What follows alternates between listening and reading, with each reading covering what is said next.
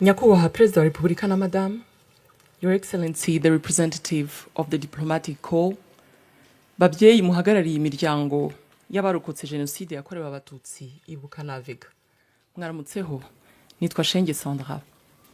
Tubahaye ikaze hano ku rwibutso rwa Genocide rwa Kigali, ahagiye gutangirira ibikorwa byo kwibuka Genocide yakorewe Abatutsi ku nshuro ya 31. Turatangirana no gushyira indabo kumva no kunamira abazize Genocide yakorewe Abatutsi. Hanyuma dukurikizeho gucana urumuri rutazima ruzamara iminsi 100 rwaka hano ku rwibutso.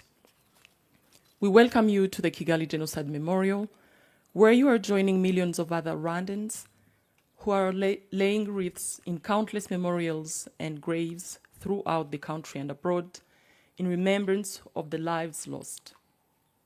Reka nsabe military band kutuyobora muri iki gikorwa.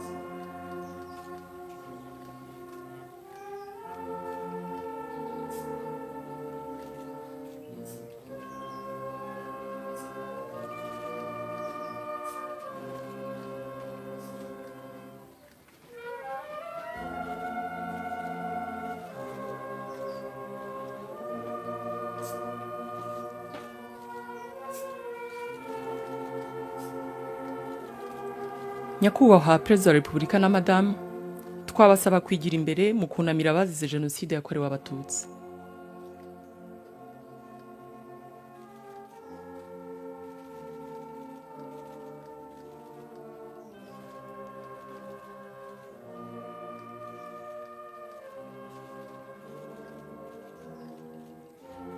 May I now invite Your Excellency Charity Manyeruke, representative of the diplomatic corps, to step forward and pay your respects.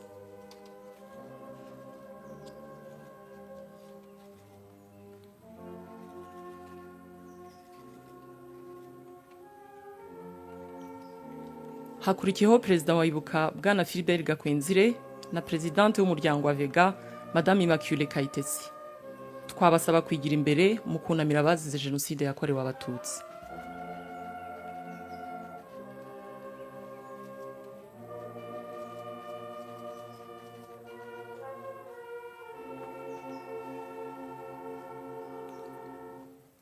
Tugiye gufata umwanya wo kuzirikana abazize Genocide yakorewe Abatutsi. We will now observe a moment of silence.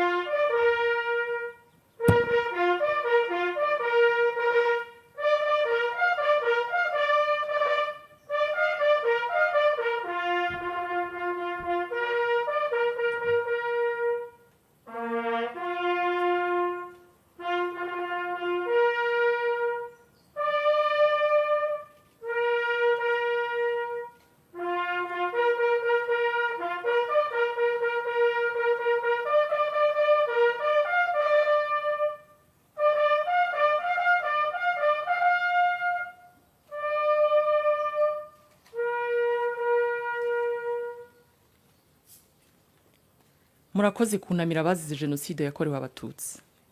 Nyakubahwa Perezida wa Repubulika na Madame, mutwemerere twerekeze ku gicaniro cy'urumuri rutazima. We will now proceed to the flame of remembrance.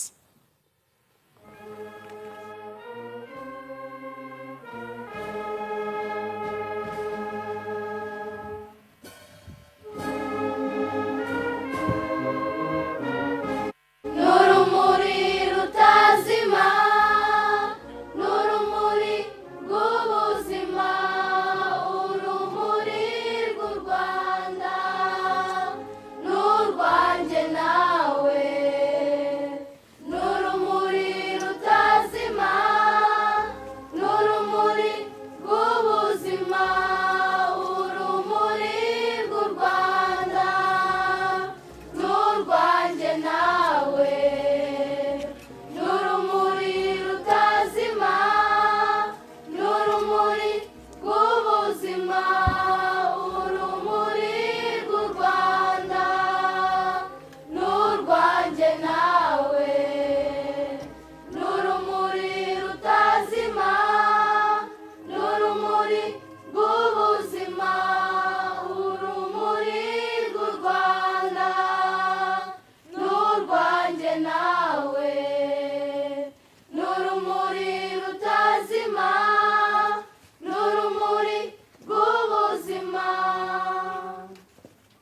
nyakubahwa perezida wa repubulika na madamu, uru rumuri mugiye kuducanira uyu munsi ni ikimenyetso cy'ubutwari bw'abanyarwanda mu nzira yo kwiyubaka mu myaka 31 ishize tuva mu mwijima wa Genocide tugana imbere heza.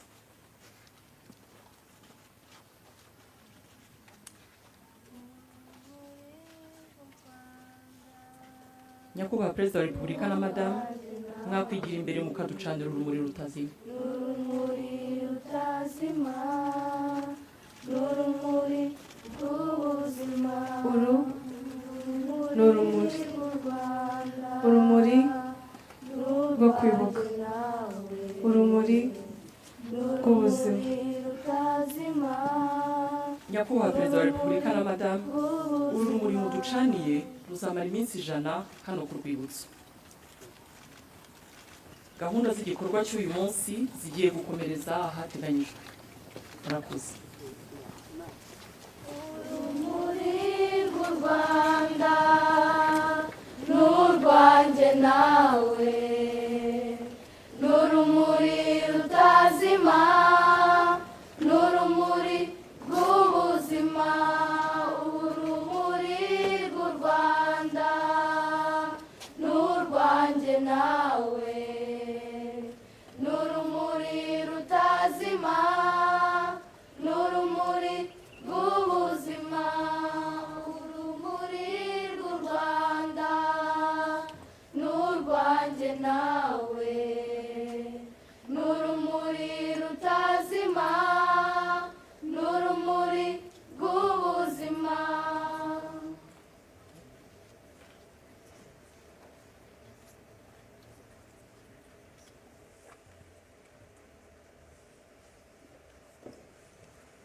Mufashe twakire nyakubahwa perezida wa repubulika y'u Rwanda na madamu.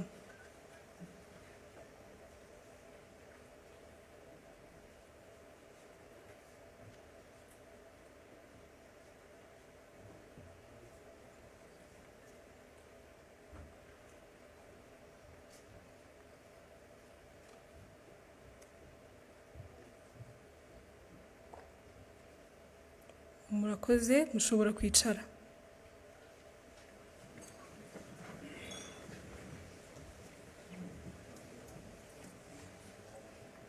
Nyakubahwa perezida wa repubulika na madamu, banyacyubahiro, banyarwanda namwe inshuti z'u Rwanda, mwaramutse.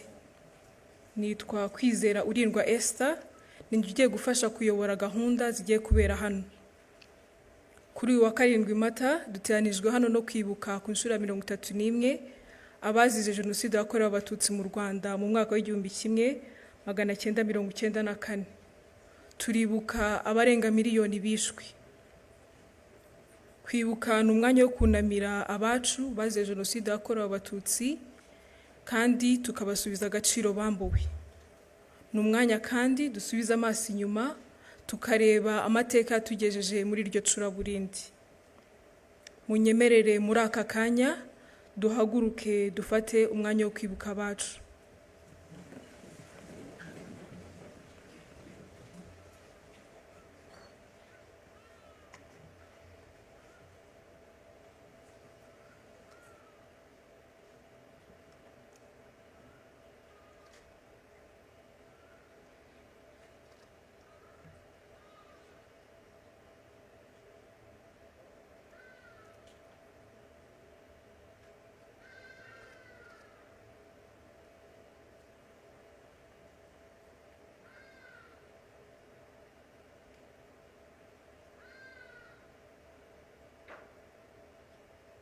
Murakoze.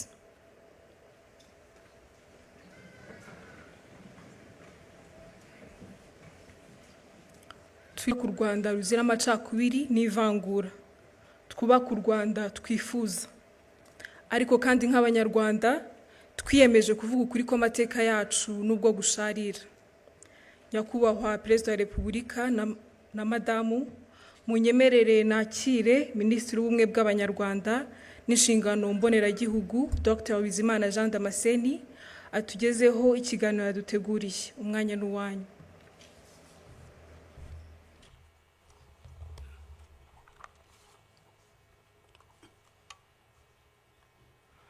Nyakubahwa Perezida wa Repubulika, mbashimiye umwanya mu mpaye w'ikiganiro k'uyu munsi wo kuzirikana Genocide yakorewe Abatutsi ituruka ku bukoroni bwimitse irondabwoko ryatumye Genocide itekerezwa igakorwa amahanga bireba. Isuzuma ry'amateka ngiye kunyuramo mu nshamake rirerekana ko nta gihugu na kimwe ku isi kimaze imyaka 109 gisenya ikindi nk'uko Ububirigi bubikorera u Rwanda kuva bwagikoloniza. Byatangiye mu 1916 Ububirigi, Ubudage n'Ubwongereza bumvikana kugabanya imbibi z'u Rwanda rwari rwaraguwe n'abami Ruganzu wa kabiri Ndoli hagati y'1600 n'1623 na Kigeli wa kabiri Nyamuheshera hagati y'1648 n'1692 bageza u Rwanda muri teritwari za Masisi, Rucuru n'ahandi. Hakurikiyeho amategeko akakaye harimo iryo kuwa 21 Werurwe 1917 ryashyizeho ibihano by'ikiboko, n'iryo kuwa 26 Nyakanga 1925 ryambuye u Rwanda ubusugire bwarwo, ndetse n'irindi ryo kuwa 11 Mutarama 1926 ryemeje ko u Rwanda ruzagengwa n'amategeko ya Kongo nayo yashyirwagaho n'Ububirigi. Aya mategeko yateye u Rwanda akarengane anacamo ibice abanyarwanda. Mu mwaka w'1924 n'1946 Ububirigi bwagiranye amasezerano n'umuryango w'abibumbye yateganyaga kugeza u Rwanda ku ngingo 3 zikurikira. Iya mbere, ubwisanzure bwa politiki, ubukungu, imibereho myiza n'iterambere ry'uburezi, kwigenera ibikwiriye abanyarwanda bakayobora igihugu cyabo ubwabo, kubahiriza uburenganzira bwa muntu nta vangura rishingiye ku bwoko, igitsina, ururimi cyangwa idini. Ntibyakozwe, ahubwo Ububirigi bwinjije irondabwoko mu banyarwanda nk'iryari iwabo hagati y'Abaframa n'Abawalo. Hatangizwa impinduramatwara hagati y'1926 n'1932 ryayobowe n'Ababirigi babiri, Voisin na Morteran. Umwami Musinga yarabirwanyije bamucira Kongo. Tariki 12 Ugushyingo 1931 bimika umwana we Rudahigwa nyuma y'iminsi 4. Kugira ngo ashobore kuyobora, Rudahigwa yahisemo kutarwanya abazungu. Arabatizwa mu mwaka w'1943 anegurira u Rwanda Kristo Umwami mu 1946. Papa Pio wa 12 byaramushimishije amugenera impeta ayambikwa tariki 20 Mata 1947. Byatumye Ababirigi bamworohera, afata ibyemezo bica akarengane, ariko aharanira ubwigenge bw'igihugu birabarakaza. Guverineri Jungers afatanyije na Frere Sekundien wayoboraga ishuri ry'indatwe Butare biyemeje kumusimbuza, ariko birangira bafashe icyemezo kibi cyo kumwica. Aratanga tariki 25 Nyakanga 1959. Nyakubahwa Perezida wa Repubulika, nta kindi gihugu cya Afurika abakoroni biciye abami babiri, umubyeyi n'umwana we, ku maherere. Ububirigi bwakurikijeho gushyira ku butegetsi ishyaka rya Parmehutu ryubakiye ku irondabwoko, ritangaza manifeste enye zikurikirana. Tariki ya mbere Ukwakira 1959, 27 Kanama 1961, 21 Kamena 1964 na 7 Kamena 1969. Zose izi manifeste zigishaga ko igihugu ari icy'Abahutu, kwica Abatutsi bigirwa gahunda ya leta yubakiye kuri iyo politike. Guhera ku itariki 3 Ugushyingo 1959, Colonel Logiste yoherejwe n'Ububirigi avuye muri Kongo yunganiwe na Major Mariere, bahabwa ingabo z'Ababirigi n'Abanyekongo zo kubafasha gushyira Parmehutu ku butegetsi. Tariki 12 Ugushyingo 1959, Colonel Logiste yategetse kwimura Abatutsi ku gahato mu bice bimwe by'igihugu bajyanwa mu Bugesera. Umwaka w'1961 urangira hagejejwe 13,890.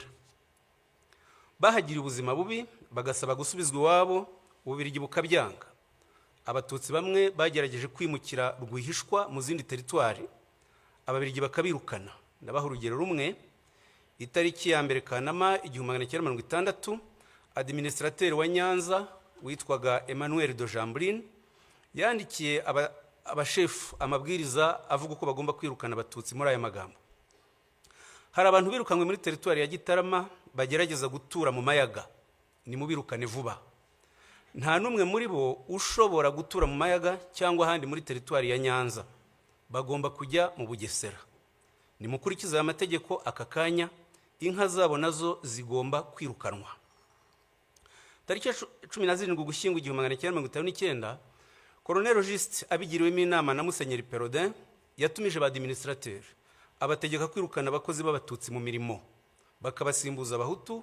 Abishyira mu itangazo yandikiye abaturage tariki 23 Ukuboza 1959, rikabivuga muri aya magambo ko bikorewe kugirira neza abahutu ngo batwarwe na bene wabo.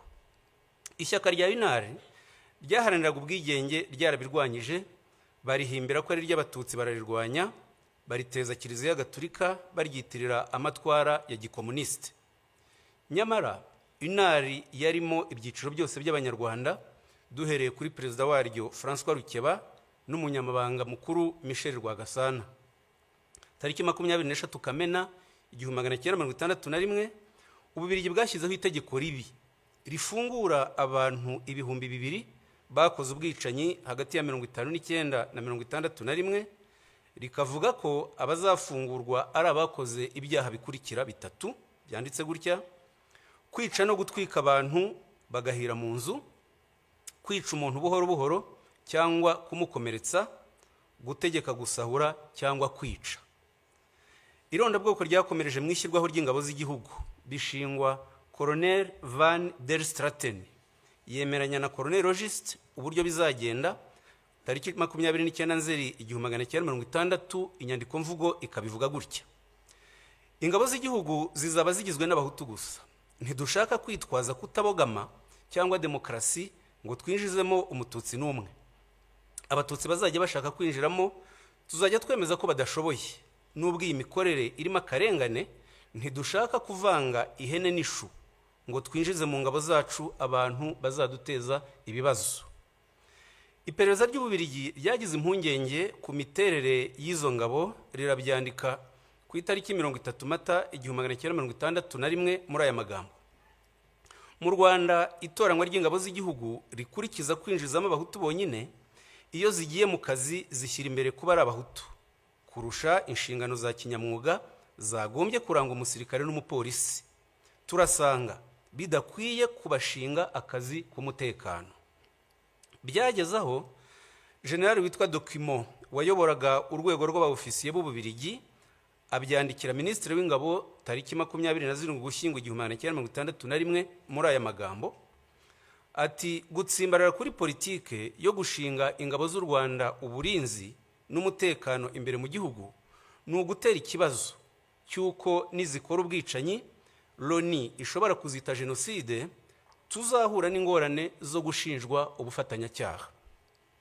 Muri Werurwe 1962, ingabo z'u Rwanda zatangiye ubwicanyi ibyumba, zica abatutsi barenga 2,000 barimo umuforomo wabavuraga Karaveri Ndejuru wiciwe Ingarama, byandikwa mu binyamakuru by'amahanga. Mu Kuboza 1963, ingabo z'u Rwanda ziyobowe n'abofisiye b'Ababirigi Dubois, Florquin, Turpin na France zishe abatutsi benshi mu gihugu barenga 35,000. Abadiplomate, abamisiyoneri, abakozi n'itangazamakuru mpuzamahanga n'abashakashatsi bahurije kwemeza ko ari Genocide. Ingero nkeya: telegramu ya ambasaderi w'Ububirigi yo ku itariki 24 Ukuboza 1963 yabyanditse gutya ati: hari abantu benshi bafatwa bagafungwa mu buryo bunyuranyije n'amategeko. Ndabona aho ibintu biriho bigana ari iyicwa ry'abatutsi benshi. Ambasaderi w'Ubufaransa mu Rwanda Marc Barbe nawe yanditse indi telegramu tariki 4 Mutarama 1964 atanga icyegeranyo cy'abishwe muri aya magambo ati: muri Gikongoro abaturage b'abahutu biraye mu batutsi barabica batarobanuye. kugeza tariki 25 Ukuboza 1963 hamaze kwicwa abagera ku bihumbi 15. Tariki 31 Ukuboza 1963 Ambasaderi Barube yasobanuye uko ibikorwa by'ubwicanyi byakorwaga, abyandika atya: ati ubutegetsi bwatangije ibikorwa byo kwica. Habanje ubukangurambaga mu nzego z'ubutegetsi, ba prefe rimwe na rimwe baherekejwe n'umuministre woherejwe na leta, bagakorana inama n'ababurugumestre bakabaha amabwiriza yo kwikiza umwanzi. Ubwicanyi bwatangijwe ku munsi mukuru wa Noheli muri 1963, ariyo mpamvu ababurokotse babuhaye izina rya Noheli y'amaraso. Ububirigi bwarikanze busohora itangazo tariki 7 Gashyantare 1964 rivuga ibi bikurikira: dukurikije ibirego bishinjwa guverinoma y'u Rwanda, igihe kirageze tubinyujije muri ambasade yacu hatangwa amabwiriza ku bakozi b'Ababirigi bari mu Rwanda y'uburyo bagomba kwitwara mu bikorwa bihabera byo gutsemba Abatutsi. Ubwicanyi bwafashe intera mpuzamahanga, tugomba kurinda Ububirigi kuzashinjwa uruhare muri iyi Genocide. Twari muri 1963. Tariki ya 1 Nyakanga 1962 Ububirigi bwatanze ingirwa bwigenge, hajyaho itegeko nshinga tariki 24 Ugushyingo 1962 ryemeza ko igihugu ari icy'Abahutu. Hakurikiyeho amategeko n'amabwiriza bikumira Abatutsi mu mashuri no mu mirimo, bigeraho tariki 17 Mutarama 1967 Minisitiri w'Ububanyi n'Amahanga abiherewemo amabwiriza na Perezida Kayibanda, Minisitiri Lazaro Mpakaniye yandikira za ambasade n'imiryango mpuzamahanga yakoreraga mu Rwanda ababuza guha akazi Abatutsi. Habyarimana afashe ubutegetsi yashyizeho itegeko nshinga tariki 20 Ukuboza 1978 ryanditswe n'Umubirigi Philippe Regency wari umujyanama we, rishimangira umurongo wo gukumira Abatutsi mu nzego zose. Mu Kwakira 1982 Ubugande bwirukanye impunzi z'Abanyarwanda zigeze mu Rwanda, u Rwanda narwo ruzisubiza Ubugande. Ako karengane nyuzemo mu ncamake katumye FPR ivuka itangiza urugamba rwo kubohora igihugu mu Kwakira 1990. Ububirigi, Ubufaransa na Kongo bohereje ingabo zirwanya FPR. Habyarimana asubiramo abitangariza itangazamakuru ko impunzi z'Abanyarwanda zitazataha mu mahoro. Arabivuga ku itariki ya 2 n'iya 4 Ukwakira muri aya magambo ati: aho kubaha agace k'ubutaka bwacu uko kangana kose, tuzemera turwane kugera ku wa nyuma. Abatutsi barashaka kugarura ubundi buhake kugira ngo bigarurire aka karere. Ntabwo twabona aho tubashyira, nta gukomeza kwitwaza ubuhunzi, bazake ubwene gihugu aho bari muri Uganda na Zaire. Nibwo bazemererwa kuza mu Rwanda, nabwo igihe kigufi baje gusura bene wabo. Mu gihe cy'imyaka 4 hagati y'1990 n'1994 leta ya Habyarimana yangishije Abanyarwanda FPR, iyita inyangarwanda, inkoramaraso, abanzi. Bayihimbira ko igamije gutsemba rubanda nyamwinshi. N'abategetsi bamwe b'Ububirigi n'Ubufaransa ntibafataga FPR nk'Abanyarwanda. Tariki 3 Gashyantare 1991 Amiral Langsade wari umugaba mukuru w'ingabo z'Ubufaransa akaba n'umujyanama wa Perezida Mitterrand yamwandikiye inyandiko avuga ko FPR igizwe n'Abagande b'Abatutsi. Yongera kumwandikira indi nyandiko tariki 22 Mata 1991 yita FPR inyeshyamba z'Abagande b'Abatutsi. Iyi myumvire ni nayo yitirirwa M23 muri iki gihe, kwima rero itsinda ry'abantu uburenganzira bwo kuba iwabo bazizwe ubwoko bwabo n'icyaha kigize Genocide. Ubufaransa bwarabishyigikiye ndetse bufatanya n'Ububirigi. Ububirigi butanga imbaraga za politike ku buryo ishyaka rya IDC ryashyigikiye MRND no mu bwicanyi yakoraga. Ku matariki ya 17 na 18 Mutarama 1991 IDC yakiriye intumwa za MRND ziyobowe n'umujyanama wayo wa Perezida Habyarimana Enoch Ruhigira, zakirwa na Minisitiri w'Intebe Wilfried Martens. Umuyobozi ushinzwe politike muri IDC Alain de Brouwer yarabimushimiye mu ibaruwa yo ku itariki 28 Mutarama 1991, anandikira Minisitiri w'Ububanyi n'Amahanga Mark Eiskens amusaba gufatanya bakarwanya FPR Inkotanyi. MRND yashyizeho abahuzabikorwa b'iyi gahunda, Karwera Mutwe Speransia na Ferdinand Nahimana Muzi wabaye ruharwa mu itegurwa rya Genocide no mu buyobozi bwa RTRM. Tariki 12 Werurwe 1993, umunyamabanga mukuru wa IDC André Louis yanditse ashyigikira ijambo Leo Mugesera yavuze rihamagarira kwica Abatutsi ku Kabaya. Tariki 21 Mutarama 1993, André Louis yagiye mu Bufaransa kubonana n'abayobozi b'ishyaka rya Perezida Mitterrand, bumvikana gushyigikira MRND mu buryo bwose. Babikoraga bafite ibimenyetso byose ku itegurwa rya Genocide ryakorwaga na Habyarimana na leta ye. Hagati y'itariki 19 Mutarama na 11 Werurwe 1994, Lieutenant Nis wari ushinzwe iperereza mu ngabo z'Ububiligi za Minuar yanditse raporo 29 agaragaza itegurwa rya Genocide ntibyabujije Ububiligi tariki 2 Gashyantare 1994 kwirukana umwamikazi Rosalia Gicanda wivurizagayo, arataha yicwa tariki 20 Mata 1994. Ntibyanababujije gutererana Abatutsi bari babahungiyeho muri Eto Kicukiro tariki 11 Mata 1994. Muri Nyakanga 1994, bamwe mu badepite b'Ababiligi bakoreye ubutumwa i Goma na Bukavu, babonana na guverinoma n'ingabo zakoze Genocide, babagira inama yo gushyiraho guverinoma ikorera mu buhungiro n'ishyaka rya politike, babishyira mu nyandiko bise ibigenga itahuka ryihuse ry'impunzi z'Abanyarwanda.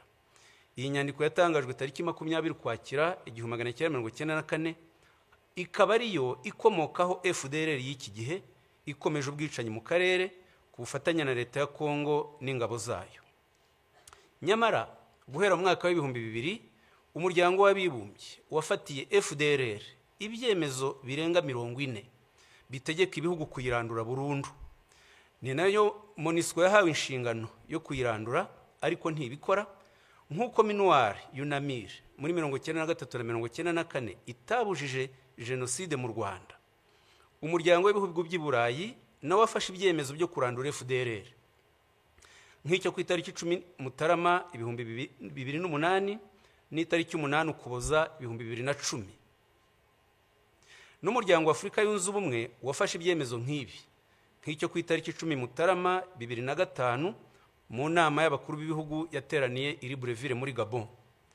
Biratangaje rero kuba hari ibihugu muri 2025 bibeshywa n'Ububiligi bikihutira guhana u Rwanda byirengagije ibi byemezo byose n'ubufatanya bw'icyaha bwa Kongo na FDLR. Ibyo bihugu bivuga iyubahirizwa ry'amategeko mpuzamahanga, bikayarebera ku ruhande rumwe rwa Kongo, ntibite ku busugire bw'u Rwanda bwatewe kenshi na FDLR, ntibite ku karengane k'impunzi z'Abanyekongo b'Abatutsi zirukanwa na FDLR zimyaza imyaka 31 mu buhungiro. Kongo yita izo mpunzi udukingirizo, le pantin. Ni kimwe nuko hagati ya 1990 na 1994 leta ya Habyarimana n'abambari bayo bitaga FPR Inyangarwanda z'Abagande. Ni nabyo muri Nyakanga 1994 Perezida Mitterrand yagaragaje avuga ngo muri biriya bihugu Genocide nta kintu kinini isobanuye.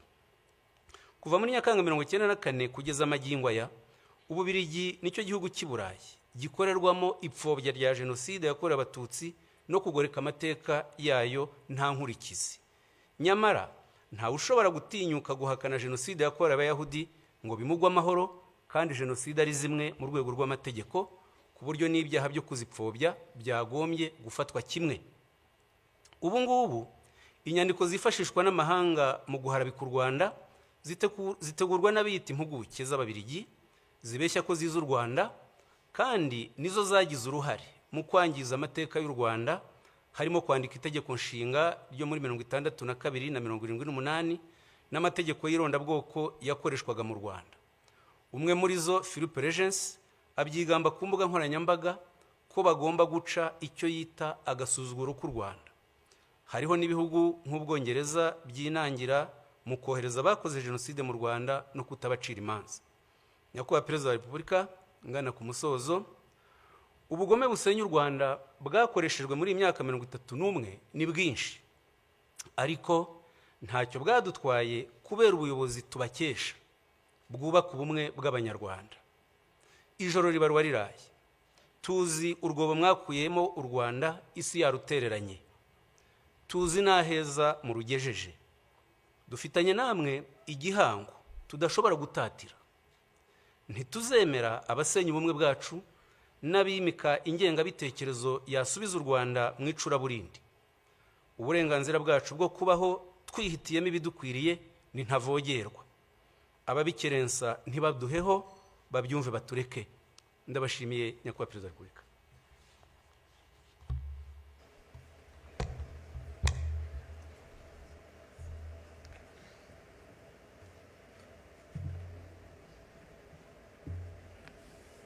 Murakoze cyane Minisita kubw'ikiganiro mutugejejeho ku mateka ya Jenoside yakorewe Abatutsi.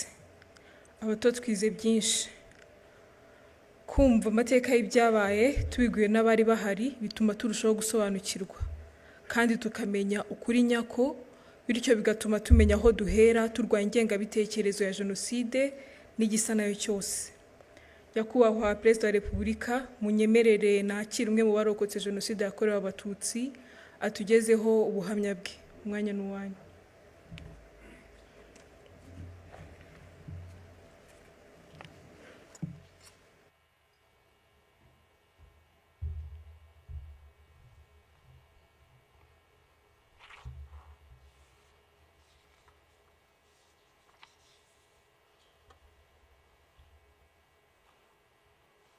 Nyakubahwa Perezida wa Repubulika na Madamu, mbashimiye uyu mwanya mu mpaye kugira ngo bagezeho ubuhamya bwanjye n'inzira yo kurokoka Jenoside yakorewe Abatutsi. Nitwa Mutangwa Fredy. Muri Jenoside nari mfite imyaka 18.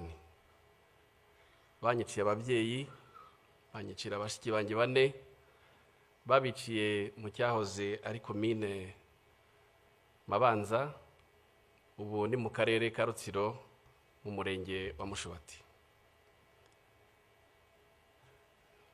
Munyemerere ntangire ubuhamya bwanjye ku mateka y'ababyeyi banjye.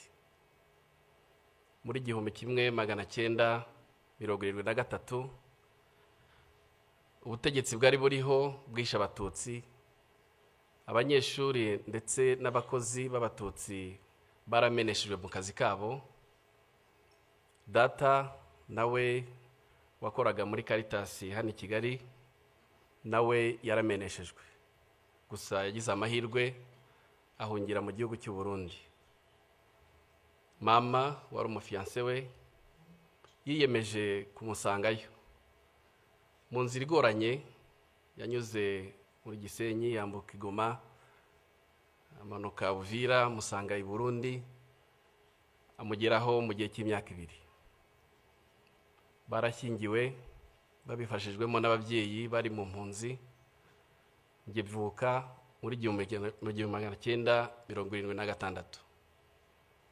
Gusa data na mama ntabwo bagize amahirwe yo kubana igihe kirekire, kuko mu gihe gito mvutse data yakoze accident iranamuhitana. Yasize mama twite umwana w'umukobwa ari we mushiki wanjye, tukaba kubw'amahirwe twararokokanye Jenoside yakorewe Abatutsi muri 1994.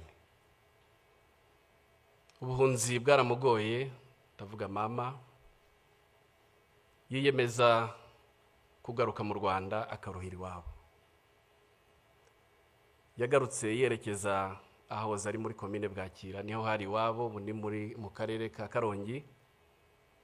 Aguma iwabo, ariko naje kumenya ko uko icyo gihe nari nkiri muto, naje kumenya ko yakomeza gutotezwa n'inzego z'iperereza zimubaza iby'inyenzi yasize i Burundi.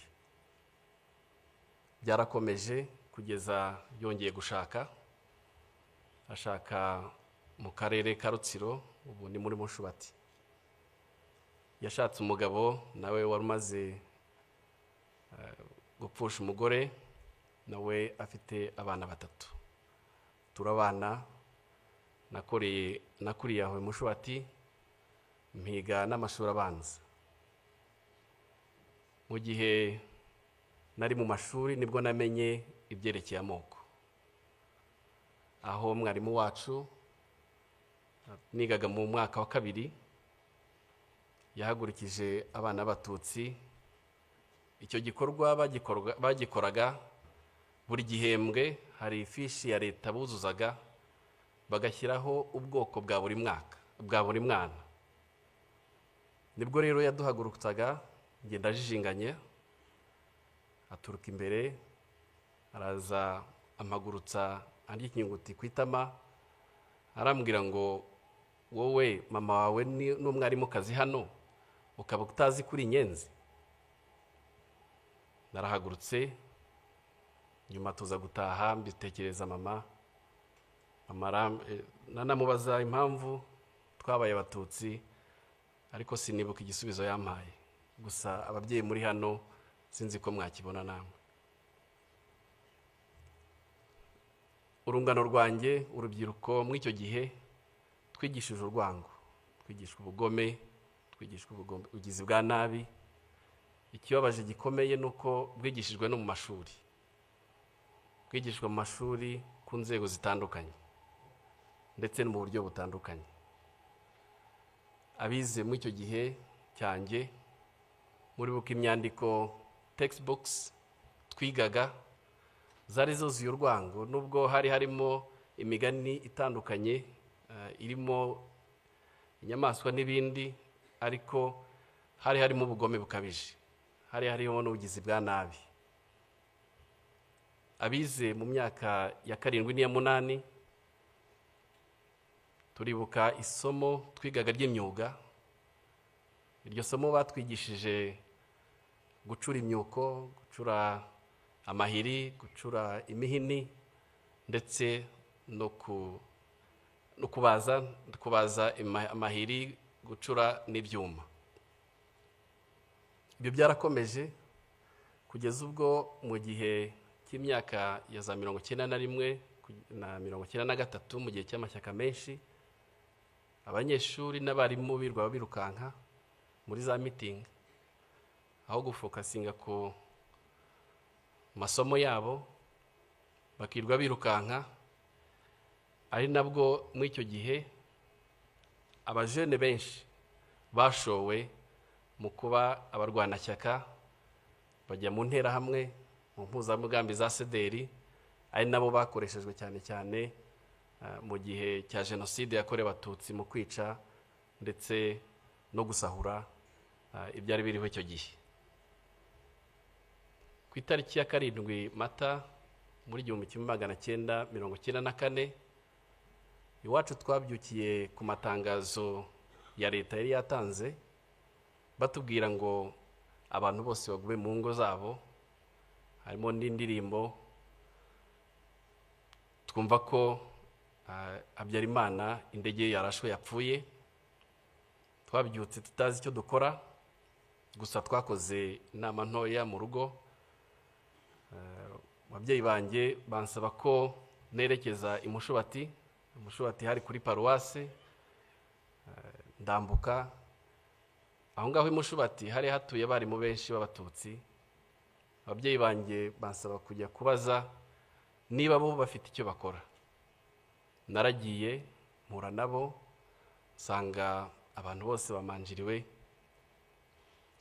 nsanga batazi icyo bakora, ariko nsanga harimo abatangiye gufunga ibintu kugira ngo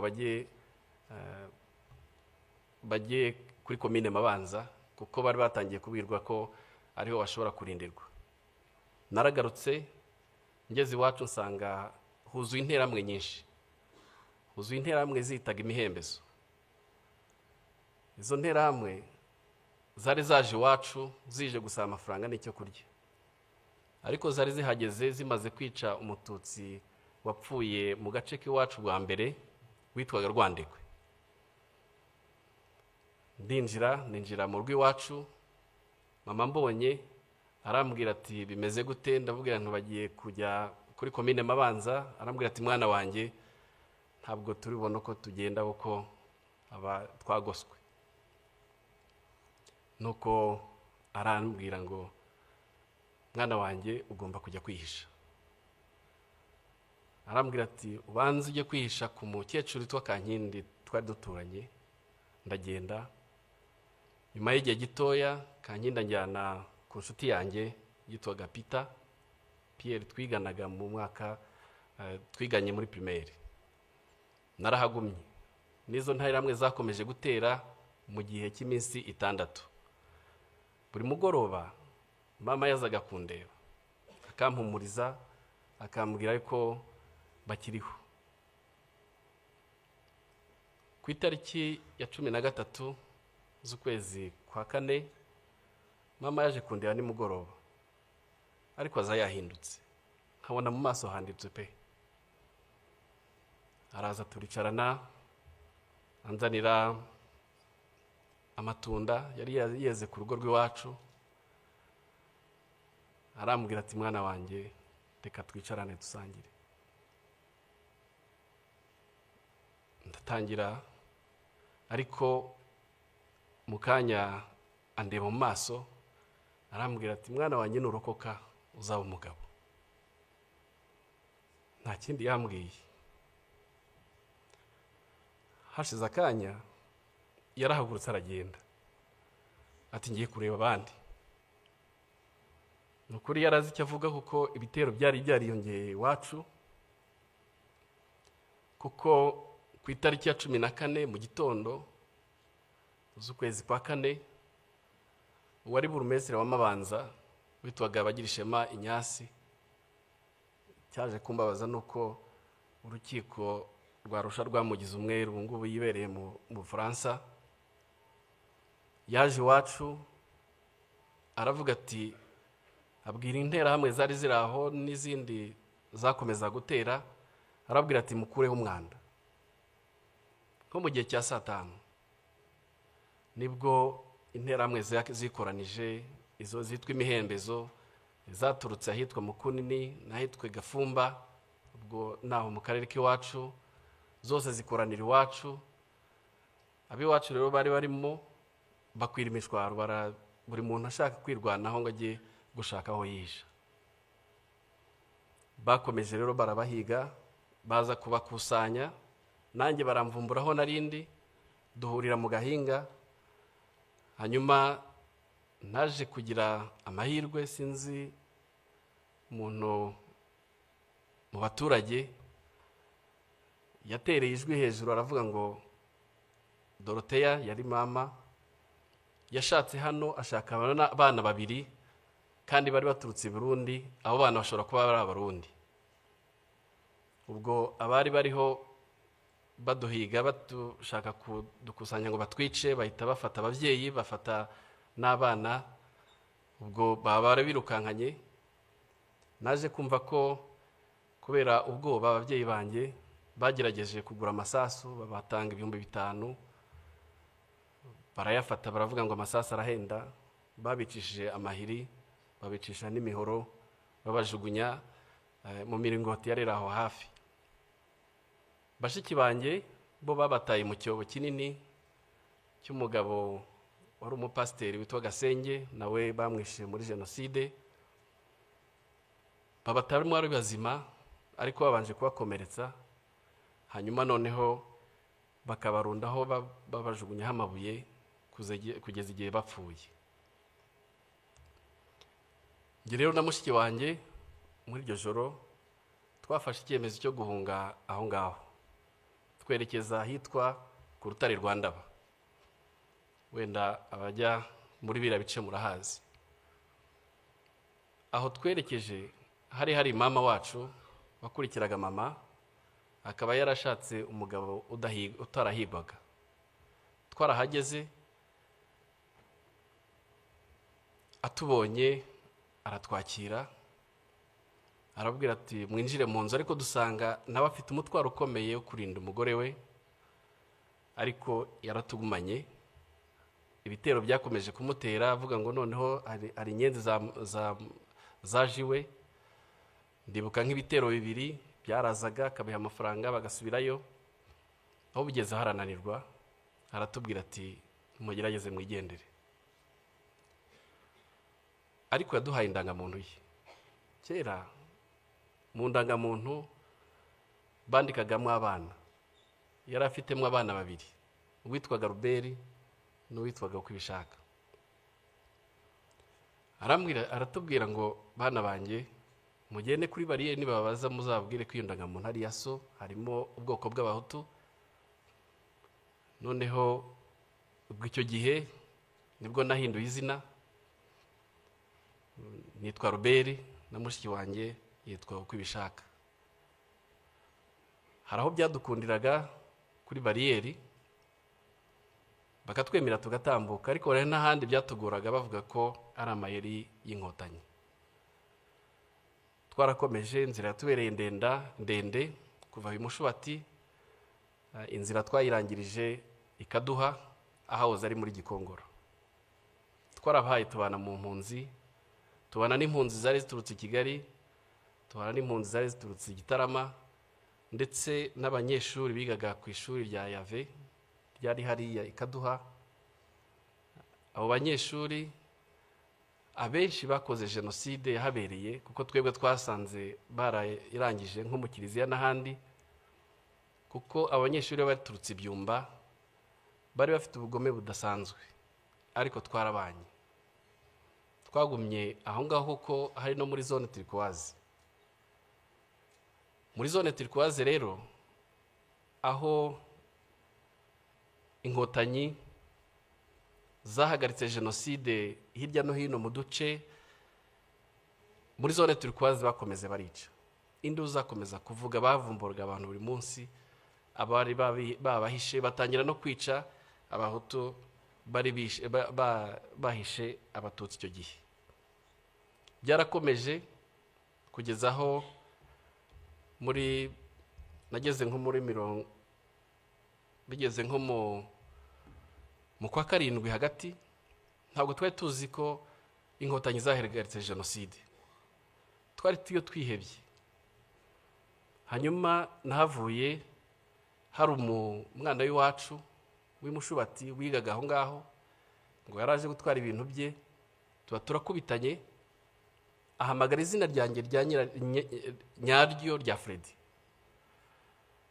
Mbona impunzi zose zitangiye kundeba, ariko kubera ko bari bazi ko nitwa Ruberi, mbona bitangiye kunkomerana. Nibwo ku mugoroba nafashe icyemezo, kuko twari tuzi ko inyuma wambutse uruzi rwa Mbirurume hari inkotanyi. Nafashe umwanya mw'iryo joro ndagenda, bwagiye gucya nambutse uruzi. Nambuka uruzi izuba ritangiye kuza, mbona abantu hakurya, ngenda mbasanga, kumbe bari inkotanyi.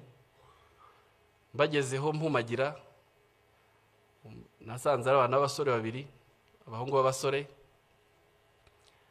Barambwira ngo urava ukajya he? Ndabwira nti mvuye mu mpunzi. Batekerereza uko byagenze nuko nahageze. Ijambo rya mbere rimpumuriza naryumvise uwo munsi. Barambwiye ngo ubu ntugipfuye. Ati sugiye he? Ndumva ngiye i Kigali. Ese hari umuntu hazi? Nti ntawe. Noneho barambwira ati mu kanya hari imodoka ya Croix-Rouge iri bunyure hano, turayigutegera. Noneho imodoka ya Croix-Rouge nko mu masaha 2 ibirahanyuze. Imodoka impa lift bangeza muri gare. Umushoferi arambwira ati muri gare ni hano. Nari narahageze rimwe kera. Noneho ntangira gutekereza aho ndi bwerekeze. Nza kwibuka ko hari data wacu wari utuye Gikondo CGM. Noneho ndavuga reka ngeyo kuko nari narabasuye muri 92 njyayo. Mpageze nsanga baramwishe ari amatongo. Ko bwari bwije ndara mwayo matongo. aho rero niho numvise ntekereza ijambo umusirikare w'inkotanyi ambwiye, ntekereza aho ndaye mu matongo, aho niho natangiye gutekereza ku buzima. Ikindi gihe numva ntaratekerezaga, ntekereza numva mfite agahinda kenshi, ngatekereza ab'iwacu, ariko none cyamvunaga kurushaho ni mushiki wanjye nari nsize mu mpunzi. Ntiyanamenye nuko nagiye. Igitangaje kandi n'ayo mateka ntiturayaganira, sindamenya icyo we yatekerezaga, nta nubwo yamenye uko byangendekeye ngeze i Kigali. Hanyuma bukeye nza kuza ngaruka muri gare, ndongera ndambuka mva seje munza hano muri gare hano i Kigali. Ngira amahirwe akomeye, mpura n'umuntu wari umushumba w'ahantu hafi y'iwacu, yari yaraje i Kigali, arambwira, arampobera, turahoberana, ntiwararokotse, nti nararokotse. Arambwira ati hari abahungu b'imushubati, ngwino nkwereka ahantu nabo barokotse, ngwino nkwereka aho bari. Ndagenda ndarayo, turahoberana, turishima. Noneho ningiye wabwiye amateka y'iwabo, kuko ngewe Genocide yabaye ariho ndi, kuko bari baraje i Kigali batazi uko bagenze. Ese runaka yarapfuye, ese runaka yarapfuye, ngenda mbabwira, mbatekerereza, kuko nari nzi ko uko byagenze. Hanyuma rero naje kugira amahirwe, mpura na data wacu wari warahungiye Burundi, ahungutse arancumbikira, ubuzima butangira gutyo. Ariko yaraturanye n'umusirikari witwaga Mutabazi, yari umukapiteni, niko yambwiye. Ndagera mutekerereza uko nasize mushiki wanjye mu mpunzi. Arambwira ati nyina akora nk'inkotanyi, ati mu mpunzi taho hano ni nko kuva hehe nahagana he. Ndamutekerereza. Buke mu gitondo aramfata anjyana aho ngaho, ni nawe wamfashije kugira ngo mushiki wanjye ashobore kuva mu mpunzi hariya, nawe muzana i Kigali. Kuri yo byari igitangaza kongera kumbona. Hanyuma rero Nyakubahwa Perezida wa Repubulika, ndagira ngo mbashimire, inkotanyi zatubwiye kubaho, tubaho. Inkotanyi zaduhaye icyizere cyo kubaho, kandi turiho. Muri icyo gihe mushiki wanjye akimara kuboneka, nibwo natekereje gusubira mu ishuri, kuko nacyo nshimira leta y'ubumwe yagiyeho icyo gihe, yuko yagerageje gushyira ibintu mu buryo. Amashuri aratangira, nongera kumva yuko ishuri ry'iwacu aho narigaga Kirinda hongeye gutangira, nsubirayo. Nagezeyo nsanga hari abana b'imfubyi benshi bihebye, batazi, mbese hari agahinda gakomeye, ariko hari n'ubukene bwinshi. Leta rero yatubereye umubyeyi, leta yatubereye umubyeyi, iradushyigikira, ijya mu cyuho cy'ababyeyi bacu, ishyiraho farije, baduha icyangombwa cyose twari dukeneye kugira ngo dushobore gukomeza amashuri yacu. Ndagira ngo mbashimire umusingi leta yacu yaduhaye wo kubaho.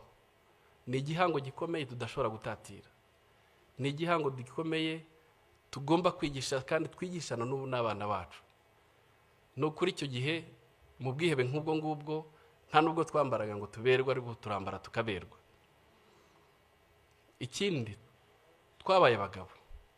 Rya jambo rya mama, nzi neza yuko ababyeyi benshi baribwiye abarokotse benshi, twabaye abagabo. Bahumvugira aha, mfite ndi umugabo, narashatse, mfite abana 5. Nyakubahwa, munyemerere agace gasigaye gatoya kavuga mu Cyongereza.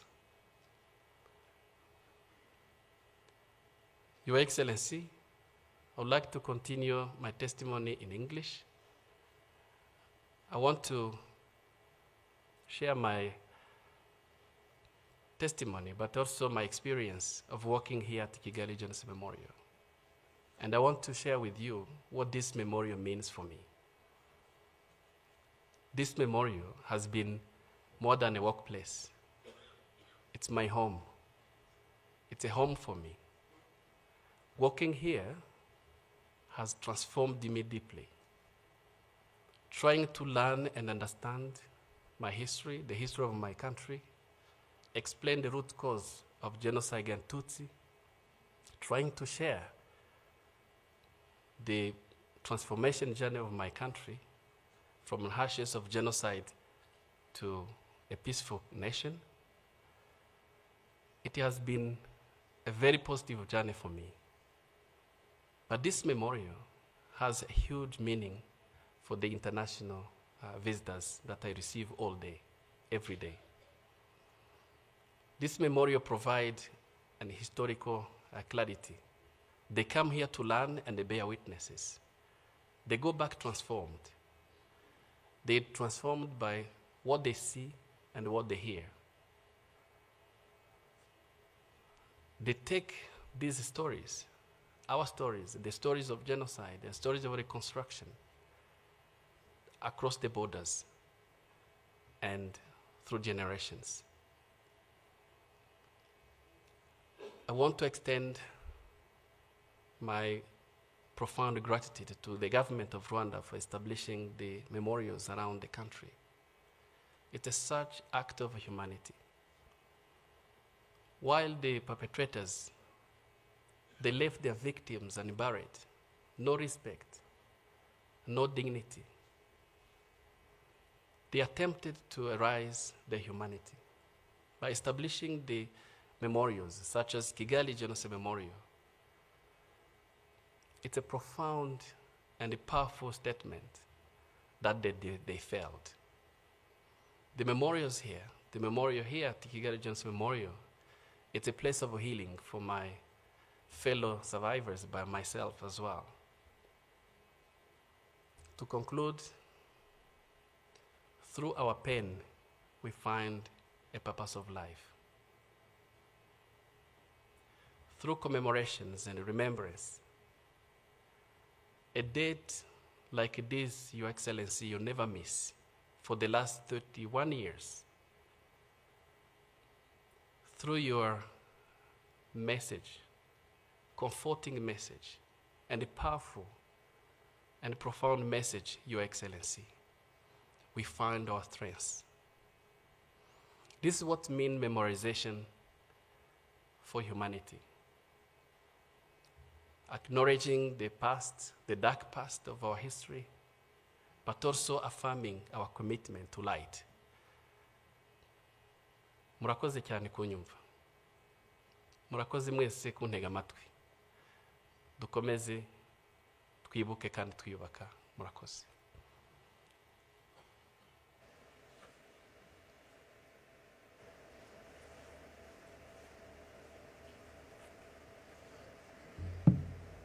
Murakoze cyane Mutangwa wa Freddy kudusangiza urugendo rwanyu.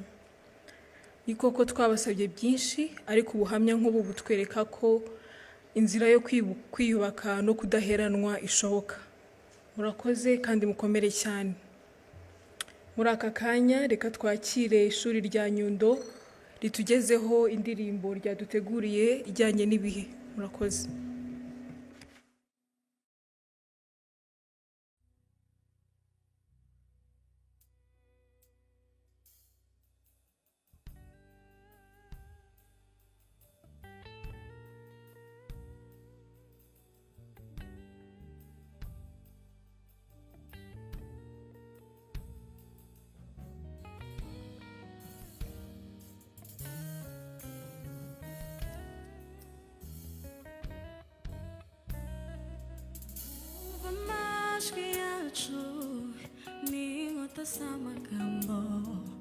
Genocide yakorewe Abatutsi 1994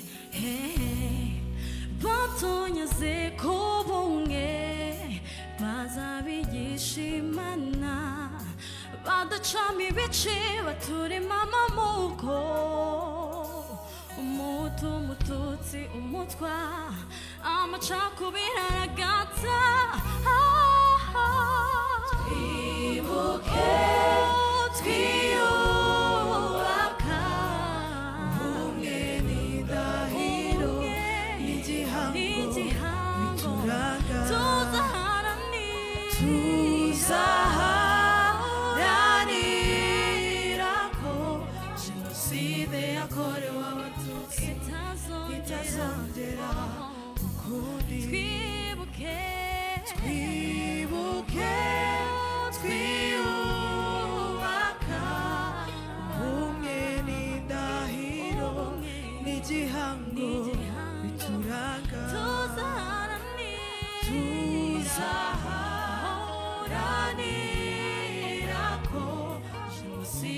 yakorewe abatutsi itazongera ukundi.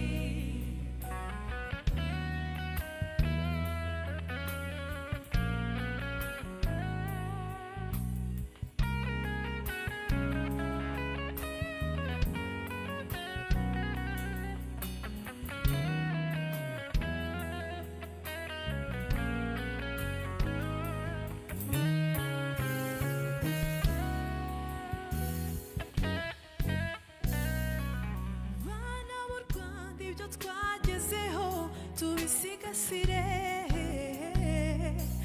urukundo niryo banga, ubumwe bwacu nizo mbaraga, twageze kuri byinshi tubigezaho na leta y'ubumwe, amateka azandikwa ku butaka bwacu mu rurimi rwacu, tuzashinga icumu rizahama iteka. Twibuke ubumwe n'indahiro, tuzaharanira ko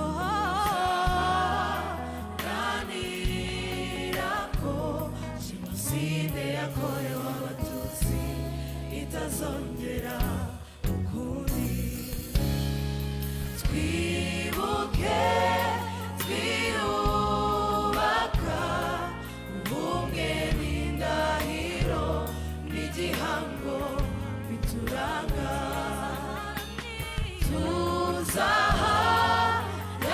tuzaharanira ko Jenoside yakorewe abatutsi itazongera ukundi. Twibuke twiyubaka ubumwe n'indahiro n'igihango bituranga, tuzaharanira ko Jenoside yakorewe abatutsi itazongera ukundi. Twibuke twiyubaka ubumwe n'indahiro n'igihango bituranga, tuzaharanira ko Jenoside yakorewe abatutsi itazongera ukundi.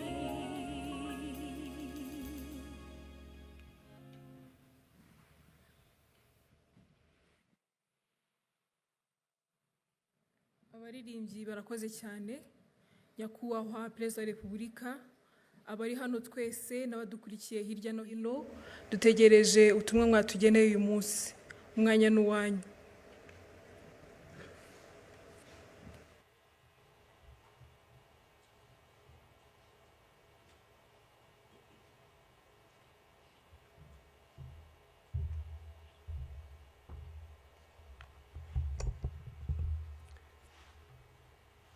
Mwiriwe neza mwese.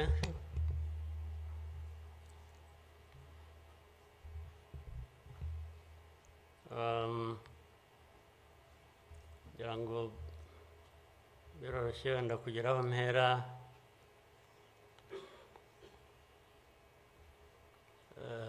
Ndahera ku mateka Bizimana yatubwiye.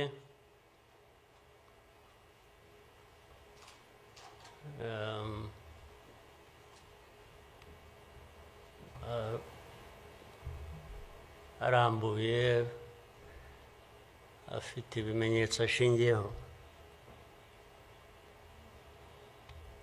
ariko ndagira ngo mbanze nshimire mwese abari hano mwaje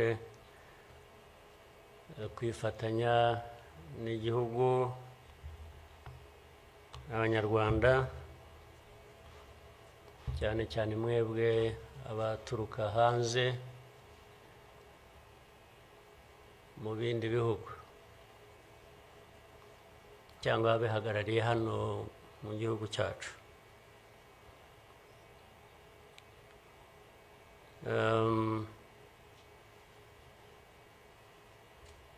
ndabashimira kuko kenshi ko dusigaye tubibona ko bisigaye biri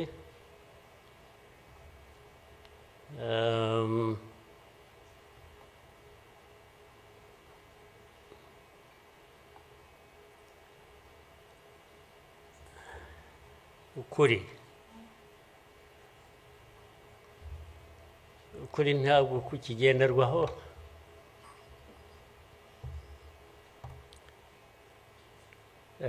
ni nacyo gituma ariko reka mvugane hari umuntu w'inshuti yanjye wigeze kumbaza atari ko wowe nk'umuntu ubaho ute ugahuza bimwe ndaza kubivuga mu rurimi rw'amahanga arambaza tubaho ute ugahuza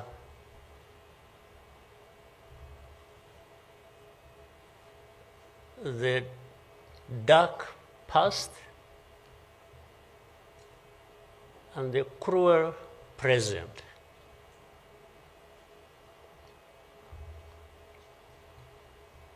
But how do you manage that?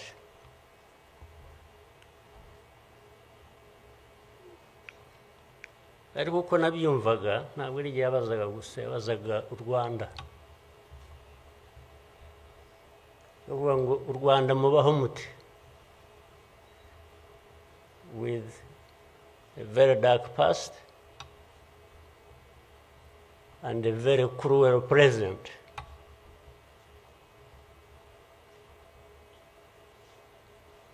Icyo namushubije nuko from the beginning we were under an illusion that the two were siblings and we had to deal with them as such. You have to deal with the cruel present, knowing that it is very, very much related to the dark past. They are inseparable. So for us, we have a choice to make.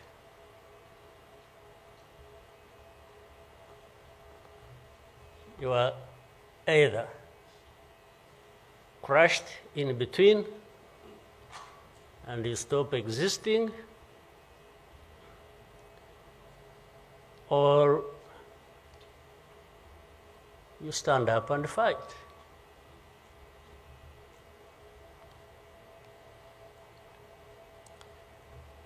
When people are saying in the testimony that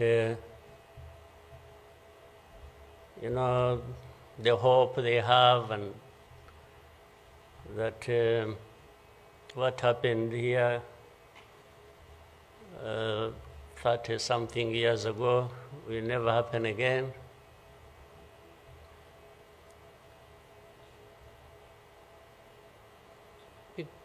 It won't be because of those who were responsible for that dark past will not try again, or are not even trying now again. It will not happen again just because there will be people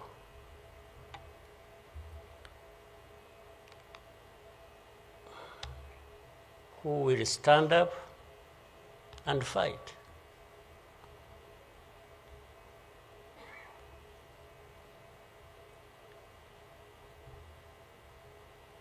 It's not because there are fewer people who wish to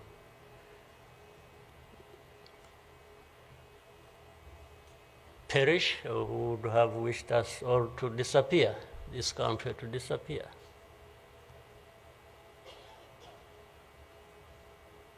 But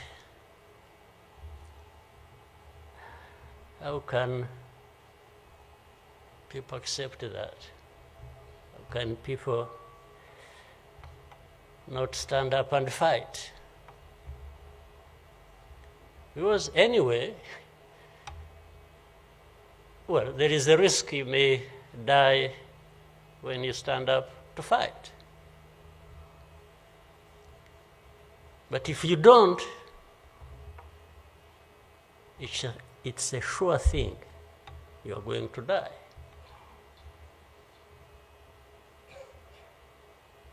So, why don't I try the former? Why don't I try to stand up and fight with the chance that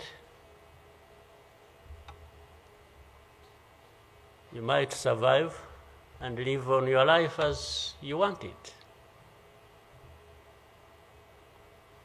instead of giving up and you let people treat you as if for you to live, it's a favor that they are going to do for you. Why?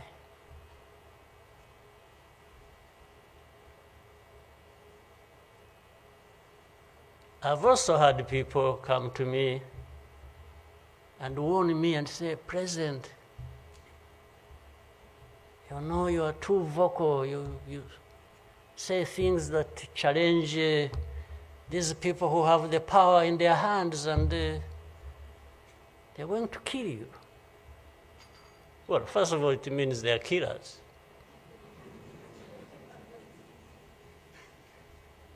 But my answer to them is, you know what? If I were to be there to just accept these things to happen, I don't think I would count myself as living anyway. It's like I would already be dead. To live a life of lies, of pretense,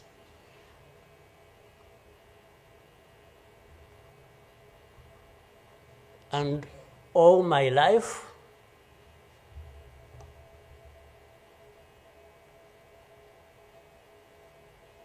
to somebody else, I would be dead anyway. So why don't I die fighting?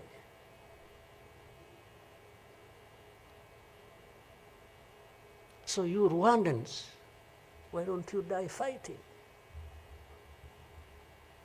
Instead of dying anyway, just dying like flies. Why? But my message goes to other Africans who live like this on a daily basis, who are dehumanized. And they accept it and they beg. I can't beg to live. I can't beg anybody.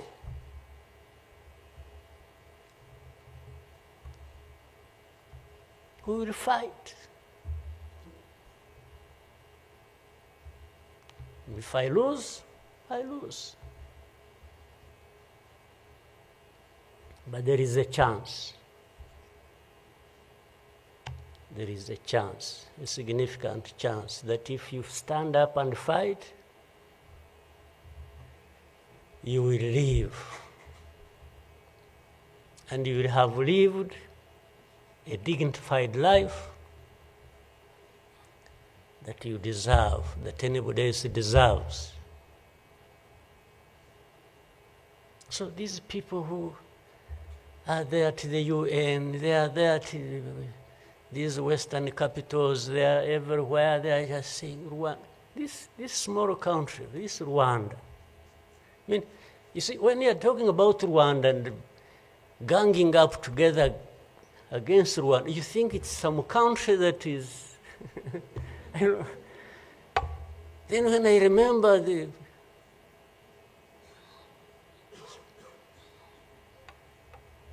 facts about it, I just imagine the world has gone amok.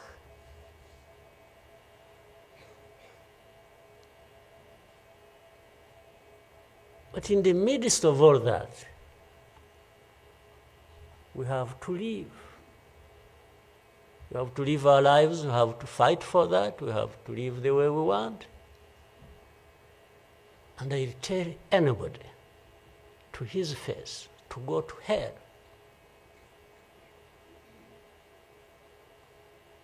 If anyone comes around and thinks they can, you know, they come and say, hey, we're going to sanction you. To what? Go to hell. Just go to hell.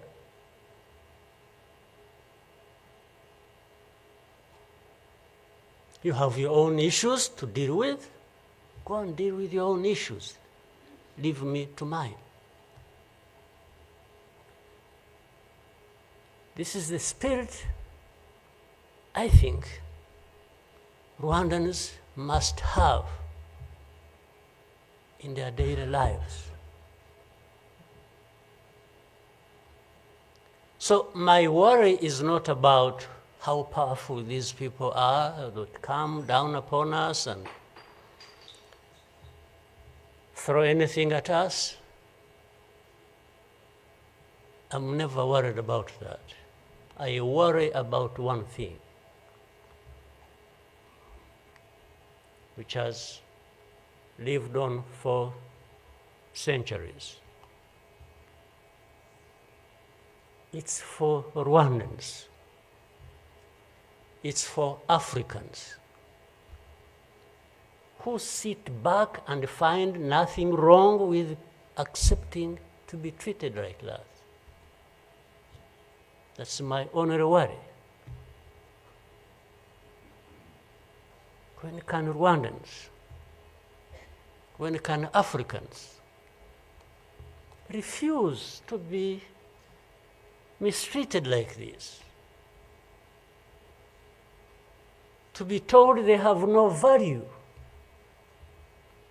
to be told that their lives have to be lived as a result of a favor they are being done by somebody else. What a shame for people to accept that even for a moment. You must not accept it. You must get up and fight for yourself.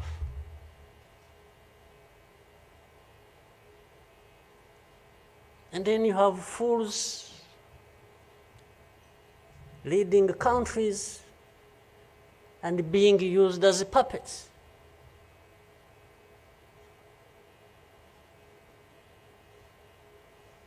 And they are stealing from their own resources, which they should be putting to the good use of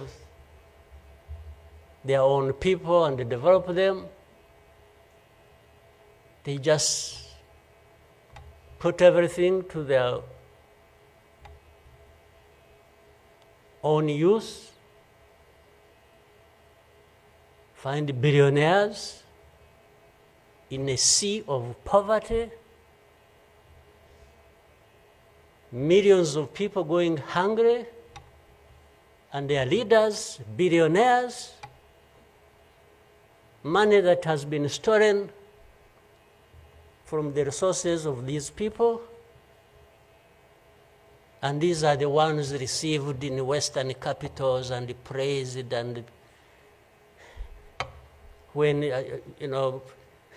Rwanda is being crucified literally at the UN and everywhere, these are the ones who show up and everybody is doing their bidding.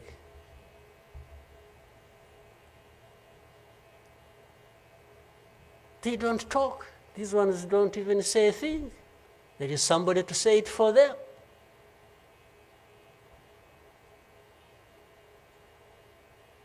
You don't say a thing. Even in meetings where solutions are being thought about and crafted and so on, they are absent because somebody else is there. They are addressed there. When their name comes up, they say, no. You see, I see it on a daily basis. Somebody has agents, orders them, pays them to go everywhere preaching hate speech, killing people in broad daylight, setting fire on these people, burning in broad daylight. And when it comes up for discussion, they say, no, it's not this one. No. You see some other people, we look for them. But the person keeps coming up. He says, no, I will take the war to Kigali, I remove the government, these Tutsis, we are tired of them, like they were tired of them 31 years ago. Here. And it's okay. These wonderful people, these powerful people who tell us what to do and what not to do, they are okay with that. They are fine with that.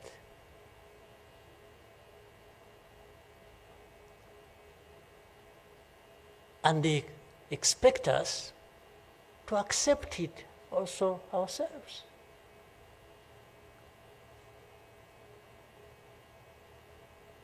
In broad daylight.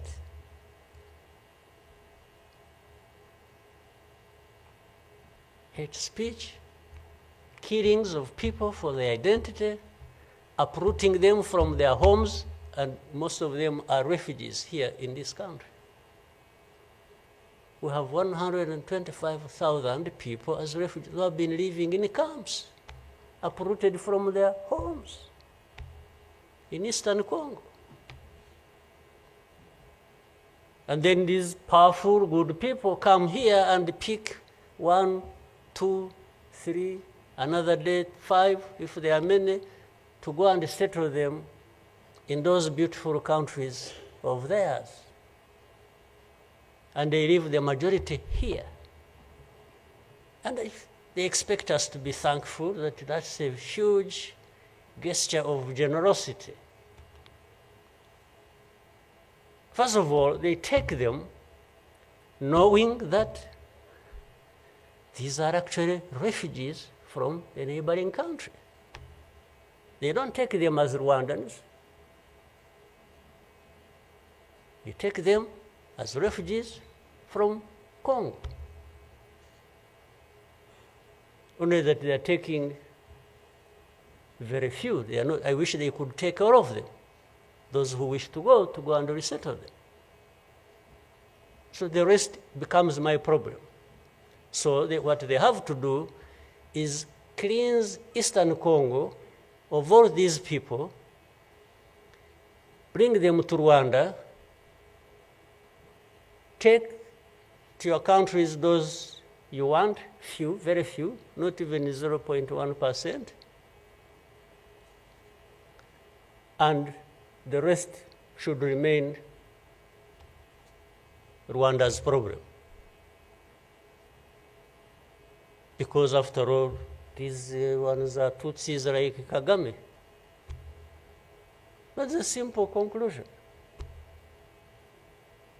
But ask yourselves, how did these people end up being across the border of Rwanda? Was it really done by Kagame? Was it done by Rwanda? No, for us, we are here lucky that we are alive, that we survived.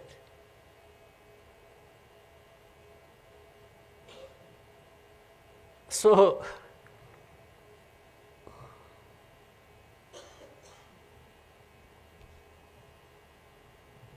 but as I say this,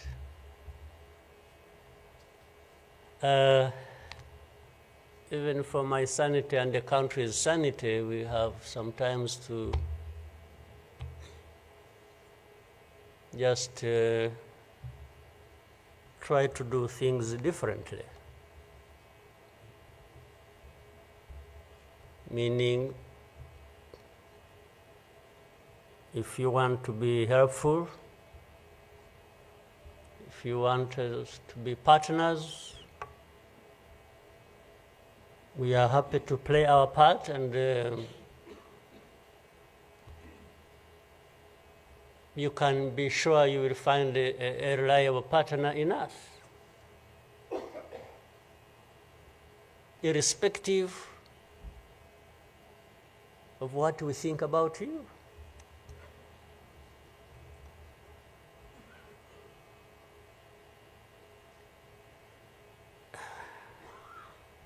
You know, this whole thing you see every day, you know, you have heard of groups, what is it? Group of experts. You have heard of that thing? These are people who go around, experts who are supposed to know better our situation than ourselves. Can you imagine? And the ones who lead those groups are the very people connected with this history I'm talking about, or that businessman I was talking about. Can you imagine the cynicism?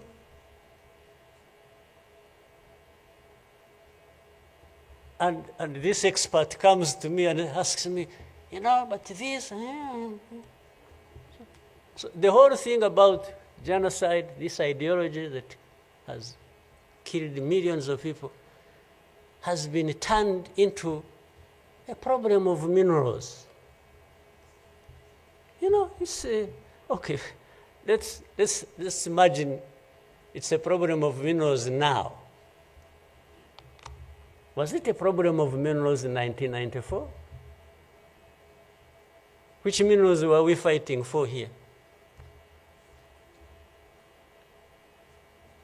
Just imagine. Which minerals?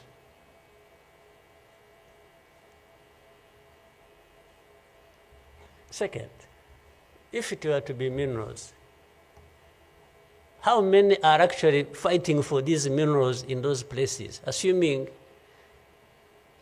you found evidence about Rwanda being implicated in what's happening in Congo for minerals in Eastern Congo?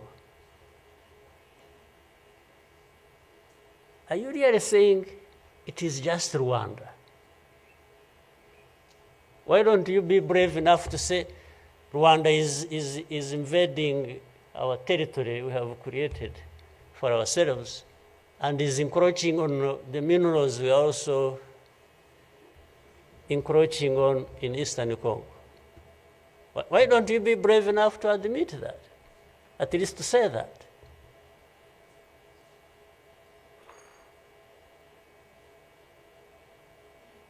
minerals. If what is the allegations, if these allegations were true, you know what?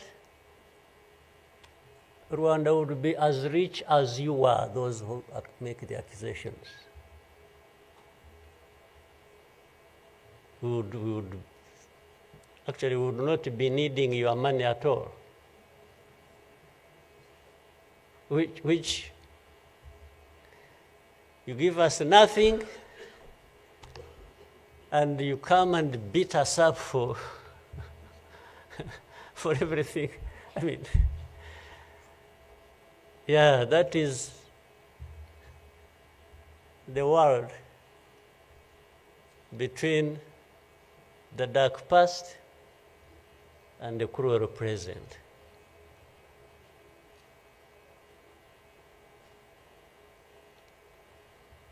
But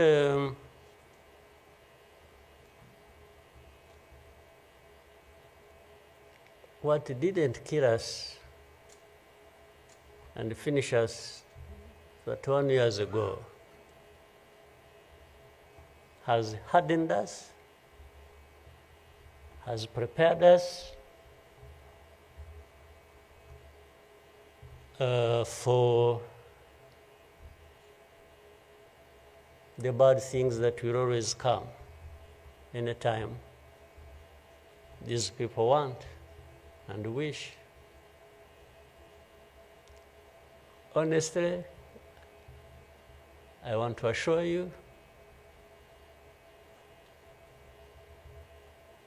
we will not die not fighting like last time.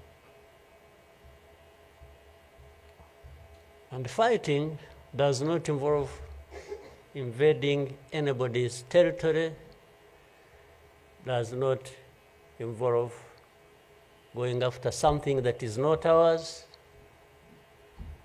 Fighting, I mean, is if you find us here and want to treat us the way you want that we have seen in the past, I just want to assure you, you will not succeed.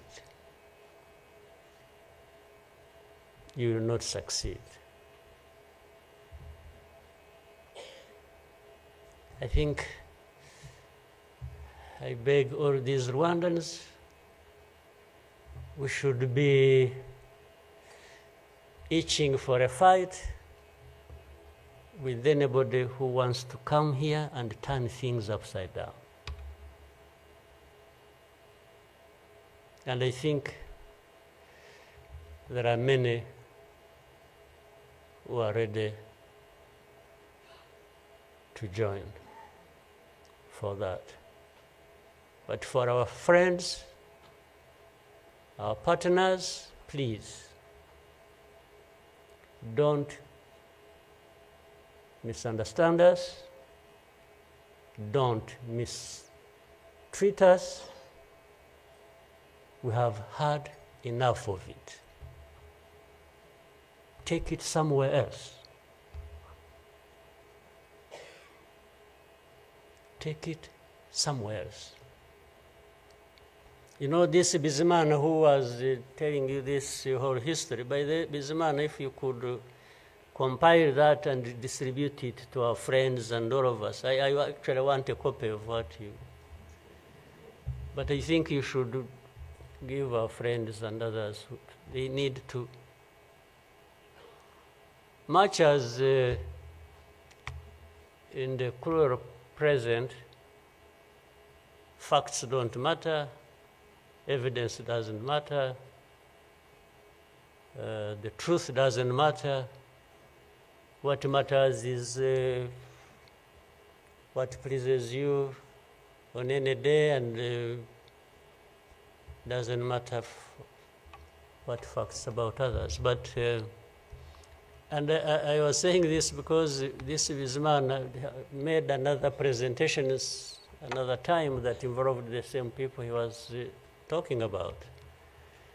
And the next day, from embassies, people came to him, threatening him. Yeah. You know, they even, they are so foolishly brave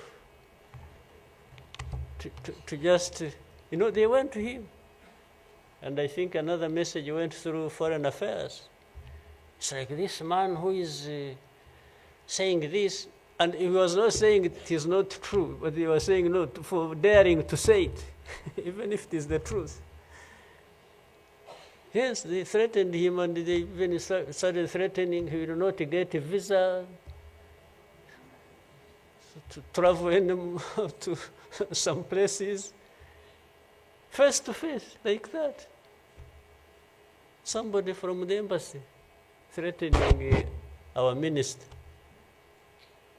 Of course, I can't blame them that, given this history we have had, that from the embassy they even think they are above the minister.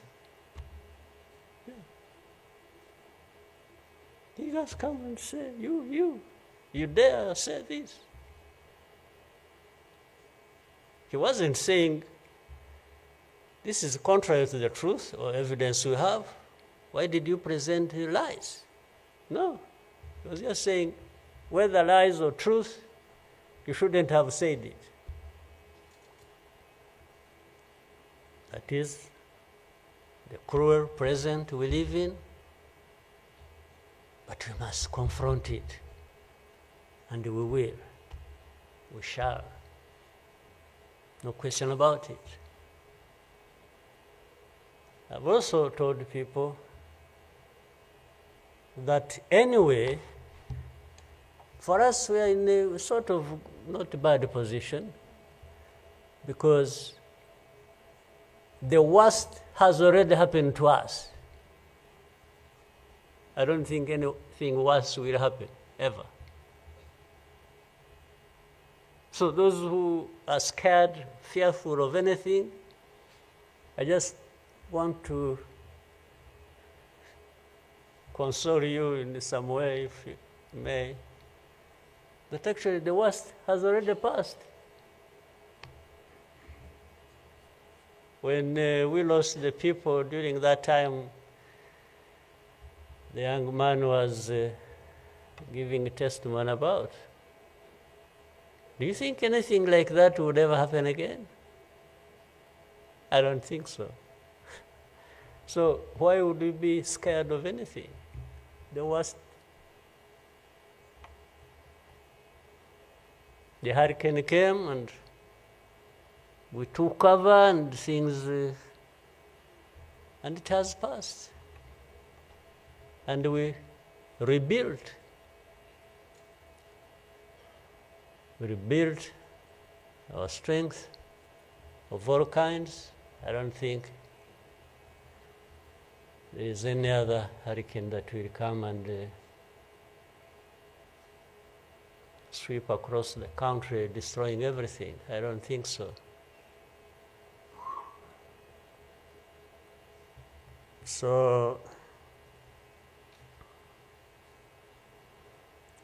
and this day always reminds us of some of the things that I ignored and the facts that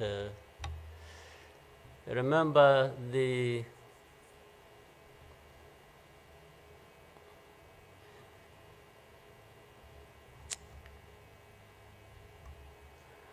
book written by somebody many of you know, Philip Gurevich,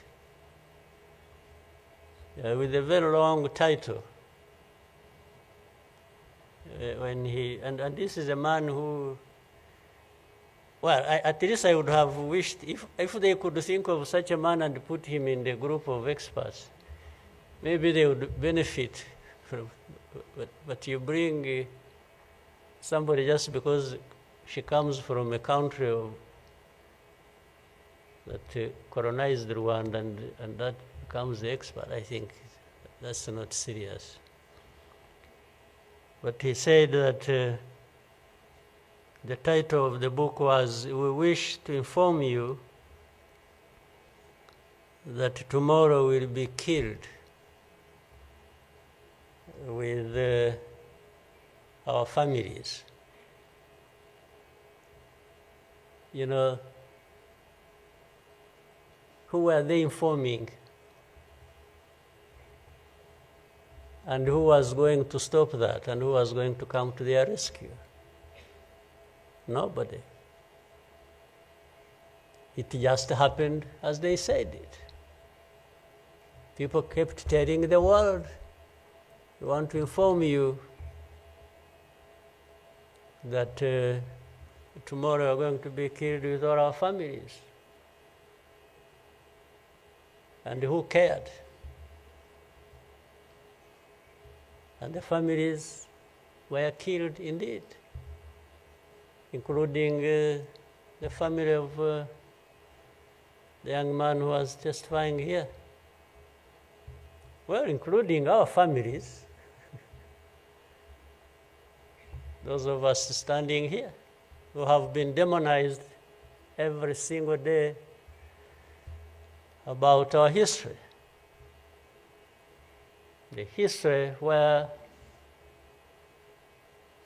there is a force that always has been attempting to turn victims into perpetrators. So these people who give testimonies and say what happened to them, they are actually now perpetrators. They are no longer victims. So the cynicism I was talking about, of what happens in this world, is that these very people who barely survived and who lost everything else and their families are now the victims, the perpetrators, no longer victims. That's what the world wants to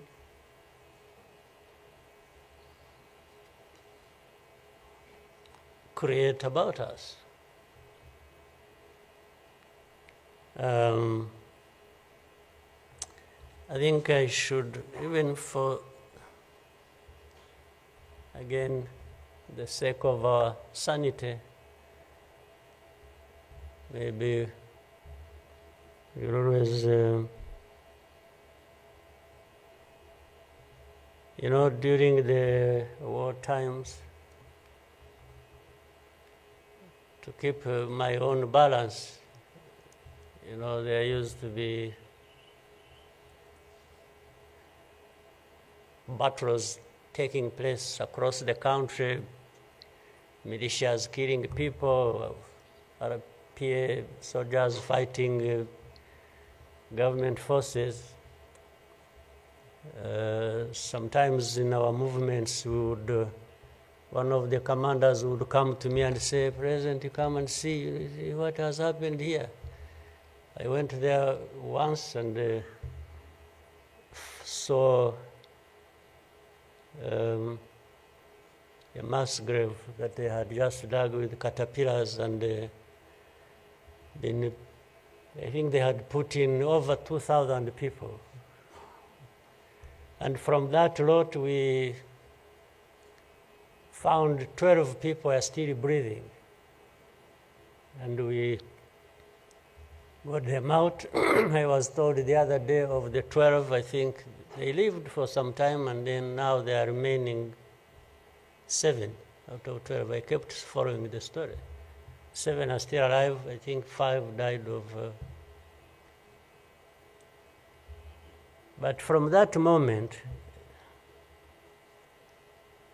I told the commanders that they should never bring my attention to this kind of thing. They should just handle it, and we agreed how they would be handling it. But I should never, I don't even need to be informed or, and the reason was simple. And unfortunately, such a moment of remembrance sort of takes you back into that. But the reason was I didn't want my my judgment and my conduct of the war and the leadership I was supposed to be providing to be impaired in any way by the anger, by what you saw. So that's why I wanted to keep my own balance so that we go through so many things. But otherwise, if I kept seeing this, putting people out of a mass grave, and then your mind goes to say, but who is this doing? Whoever is doing this, why is he doing it? He may end up. So anyway, let me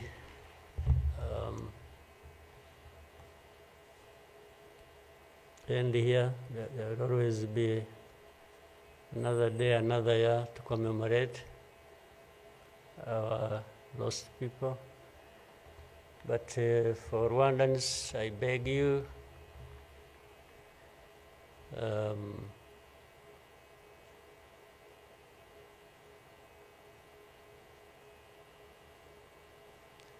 don't you owe your life to anybody else.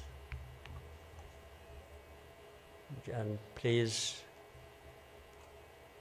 have the courage to deal with the situation and moment as it is. Don't offend anybody, but always fight for what is yours. Don't allow anybody else to dictate to you how you should live your life, because the moment you accept it, that is the day you have lost your life. God bless you.